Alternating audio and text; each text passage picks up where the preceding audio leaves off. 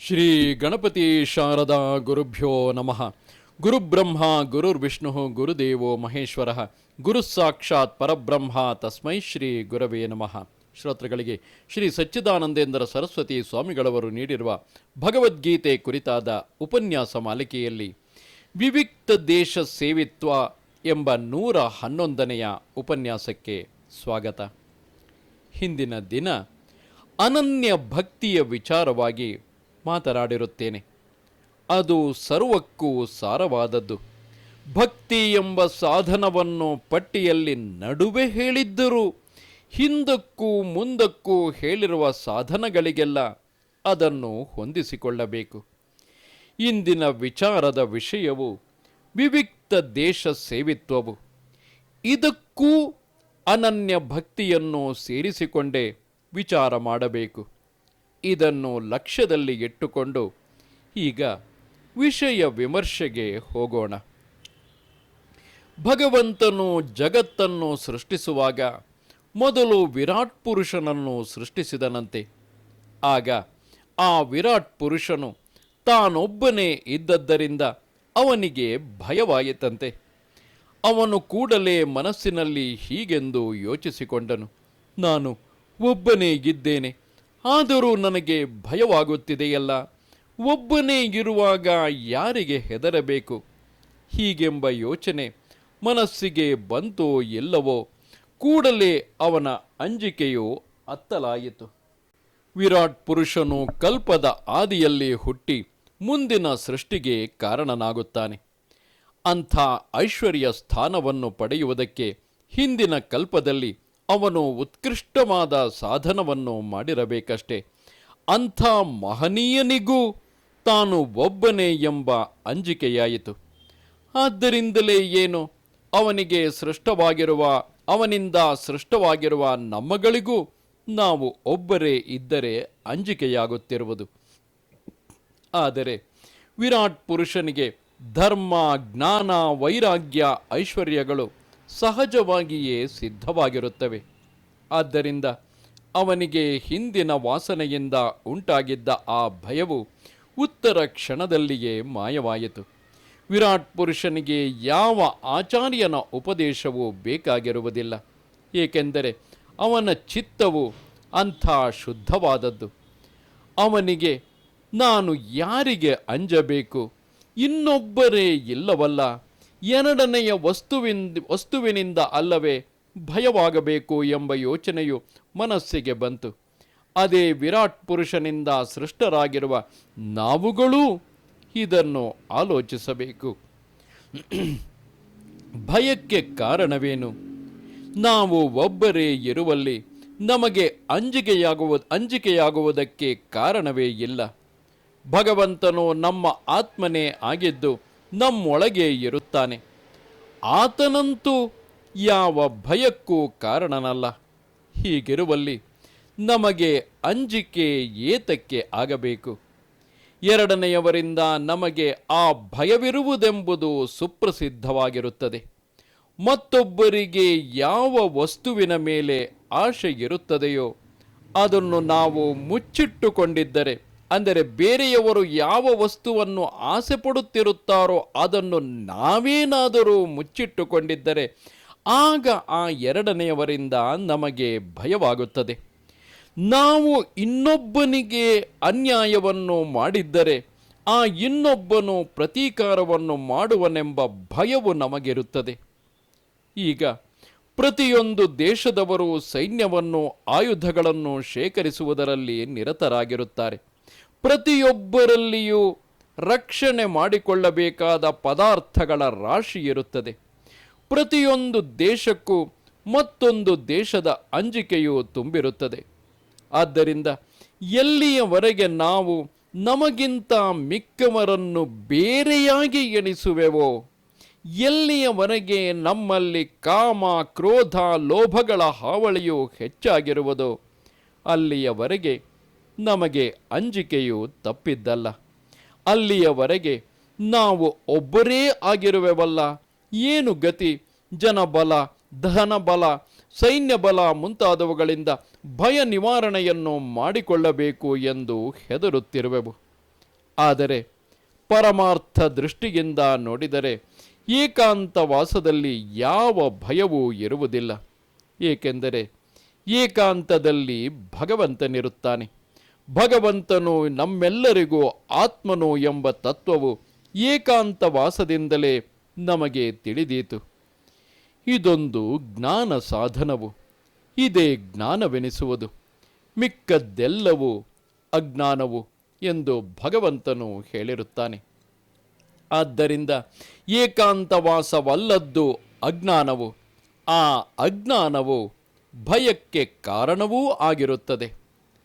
ಆದರೆ ಒಬ್ಬರೇ ಇದ್ದರೆ ನಾನು ಒಂಟಿ, ಆದ್ದರಿಂದ ಭಯ, ಇಂಥ ಮಾತುಗಳನ್ನು ಅಜ್ಞರು ಆಗಾಗ ಆಡುತ್ತಲೇ ಇರುತ್ತಾರೆ. ಮನುಷ್ಯನು ಸಮಾಜ ಪ್ರಿಯನಾದ ಪ್ರಾಣಿಯು.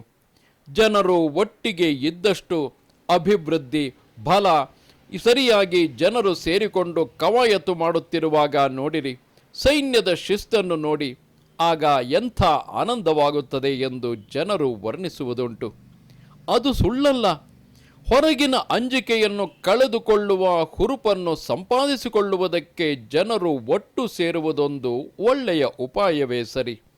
ಆದರೆ ಆ ಅಂಜಿಕೆಯೂ ಆ ಪರಿಹಾರೋಪಾಯವೂ, ಅಂದರೆ 4 ಜನ ನನ್ನೊಡನಿದ್ದರೆ ಆ ಭಯವಿರುವುದಿಲ್ಲ ಎಂಬ ಪರಿಹಾರೋಪಾಯವು ಎರಡೂ ಕೃತಕವಾಗಿರುತ್ತದೆ. ಮೊದಲಿಗೆ ಆ ಭಯವೇ ಕೃತಕವಾದದ್ದು. ಅದಕ್ಕೆ ನಾವು 4 ಜನರನ್ನು ಸೇರಿಸಿಕೊಂಡು ಪಡೆಯುವ ಪರಿಹಾರವೂ ಕೂಡ ಕೃತಕವೇ ಆಗಿರುತ್ತದೆ. ಮನುಷ್ಯನು ಸಮಾಜಪ್ರಿಯನೆಂಬುದು ನಿಜ. ಆದರೆ ಪರಮ ಏಕಾಂತವಾಸವನ್ನು ಮಾಡಬಲ್ಲವನು ಮನುಷ್ಯನೊಬ್ಬನೇ ಎಂಬುದು ಅದಕ್ಕಿಂತಲೂ ಹೆಚ್ಚಿನ ನಿಜವು. ಏಕಾಂತವಾಸವನ್ನು ಮಾಡುವುದು, ಇಂದ್ರಿಯಗಳನ್ನು ಸೆಳೆದುಕೊಳ್ಳುವುದು, ದೇಹ ಭಾವವನ್ನೇ ಮರೆತು ಪರಮೇಶ್ವರನ ಚಿಂತನೆಯಲ್ಲಿ ಮುಳುಗುವುದು, ಇವೆಲ್ಲ ಮನುಷ್ಯನೊಬ್ಬನಿಗೆ ಮಾತ್ರವೇ ಸಾಧ್ಯವಾಗಿರುತ್ತದೆ.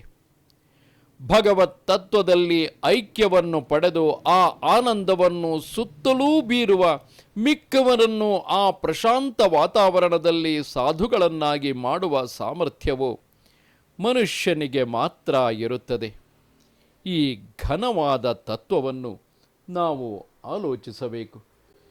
ಏಕಾಂತವಾಸದಲ್ಲಿ ಧ್ಯಾನ ಯೋಗವನ್ನು ಅನುಸರಿಸಿದ ಋಷಿಗಳು ಆ ಪರಮಾತ್ಮನ ಶಕ್ತಿಯನ್ನು ಕಂಡುಹಿಡಿದುಕೊಂಡರು ಎಂದು ಉಪನಿಷತ್ತಿನಲ್ಲಿ ಹೇಳಿರುತ್ತದೆ.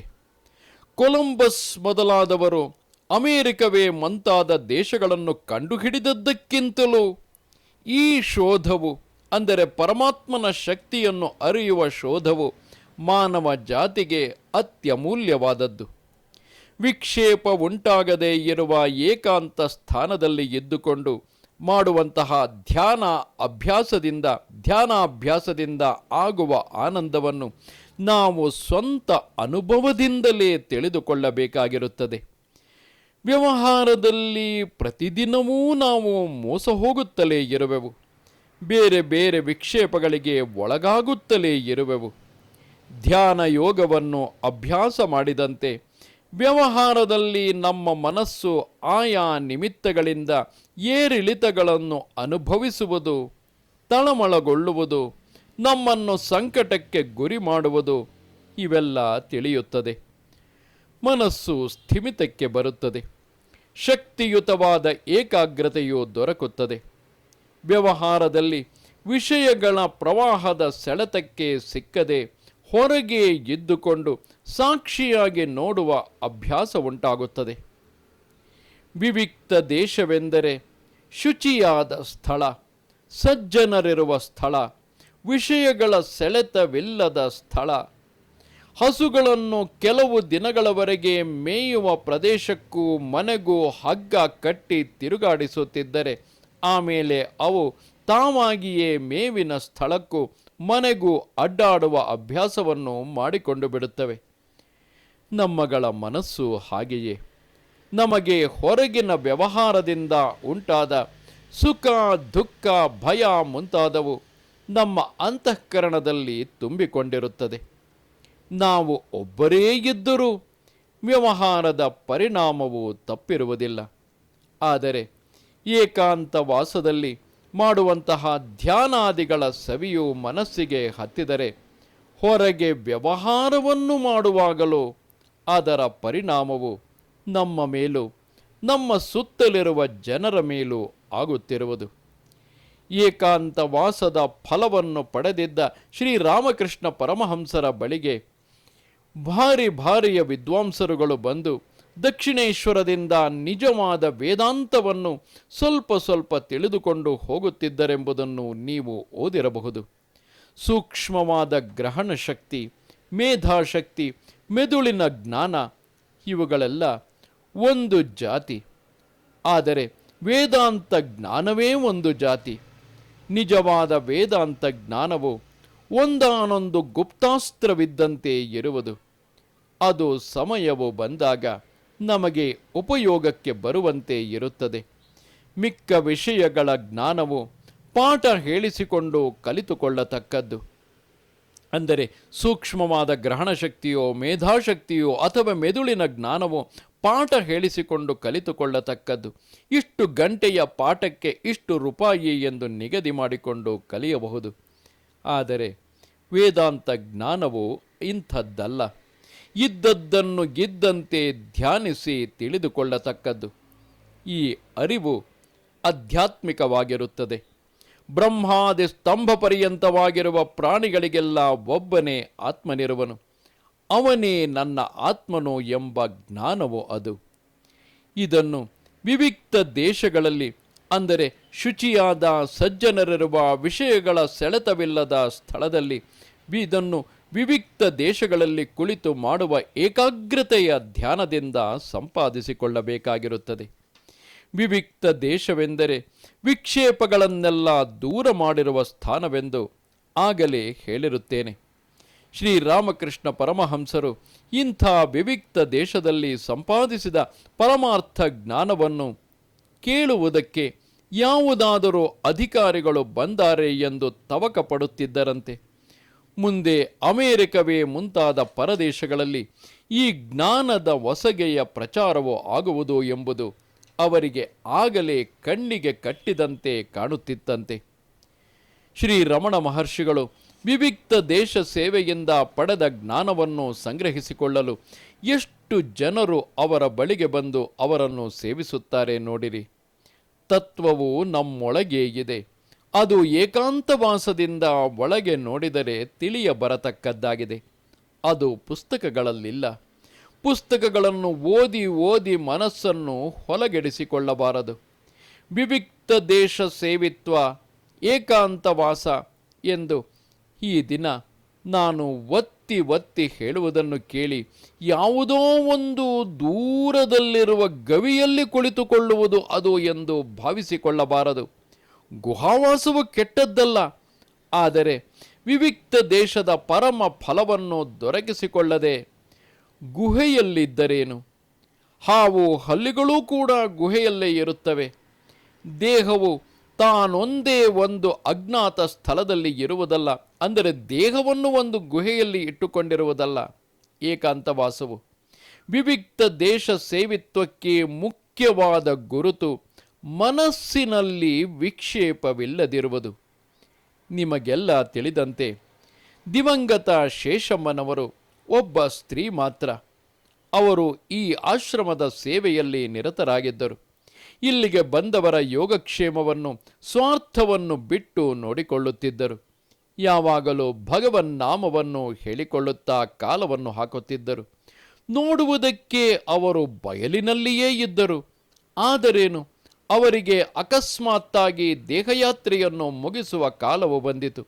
ಮನಸ್ಸಿನಲ್ಲಿ ಯಾವ ಯೋಚನೆಯನ್ನು ಹತ್ತಿಸಿಕೊಳ್ಳಲಿಲ್ಲ. ರಾತ್ರಿಯೆಲ್ಲ ಭಗವನ್ನಾಮವನ್ನು ಉಚ್ಚರಿಸುತ್ತಿದ್ದರು. ಬೆಳಿಗ್ಗೆ ಭಾಷ್ಯಾದಿಗಳನ್ನು ಓದುವವರನ್ನು ಗಟ್ಟಿಯಾಗಿ ಹೇಳುವಂತೆ ಕೇಳಿಕೊಂಡರು. ಅವರಿಗೆ ಮಾತನಾಡುವುದು ಕಷ್ಟವಾಗುತ್ತಿರುವಾಗ ತೀರ್ಥವನ್ನು ಕೊಡಿ ಎಂದರು. ಅದನ್ನು ತೆಗೆದುಕೊಂಡು ಹೋಗಿ ಬರುತ್ತೇನೆ ಎಂದು ಈ ಲೋಕದ ವ್ಯವಹಾರವನ್ನು ಪೂರ್ತಿಗೊಳಿಸಿದರು. ಅವರಿಗೆ ವ್ಯವಹಾರದಲ್ಲಿಯೂ ಎಂಥ ಮನಸ್ಸಮಾಧಾನವೂ ಬಂದಿತು. ಏಕಾಂತವಾಸವೆಂದರೆ ಭಗವಂತನ ಸ್ಮರಣೆಯೊಂದೇ ಬರುವಂತಹ ಸ್ಥಳದಲ್ಲಿ ಇರುವುದು. ಅಂಥ ವಿಕ್ಷೇಪರಹಿತವಾಗಿ ತಾನೇ ತಾನಾಗಿದ್ದು ಪರಮಾತ್ಮನಲ್ಲಿ ಒಂದಾಗುವುದೇ ವಿವಿಕ್ತ ದೇಶ ಸೇವಿತ್ವದ ಗುರಿಯು. ನಮಸ್ತೆ ಶಾರದೆ ದೇವಿ ಕಾಶ್ಮೀರ ಪುರವಾಸಿನಿ ತ್ವಾಮಹಂ ಪ್ರಾರ್ಥಯೇ ನಿತ್ಯಂ ವಿದ್ಯಾದಾನಂಚ ದೇಹಿಮೆ. ನಮಸ್ಕಾರ.